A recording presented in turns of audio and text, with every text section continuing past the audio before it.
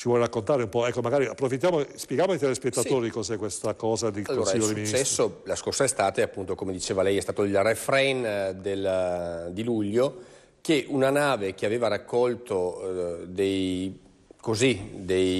immigrati in acque di soccorso relative a Malta, Malta l'ha rifiutata e viene rimbalzata verso l'Italia.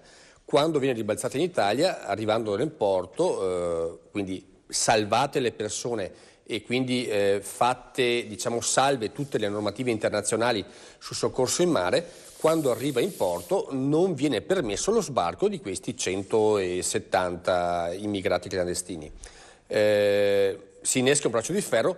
Quando l'Europa accetta di condividere, diciamo, parte di questi immigrati salvati, vengono fatti sbarcare e poi smistati in giro per l'Europa.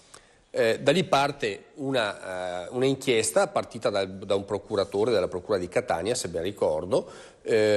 Fatta l'inchiesta, il procuratore decide di archiviare, perché secondo il procuratore non c'è stata nessuna, appunto, lesione di norme nazionali o internazionali, e quindi decide di archiviare. Cosa succede? Che invece sempre il Tribunale di Catania, il Tribunale dei Ministri, individua il ministro Salvini come invece oggetto di un'altra indagine.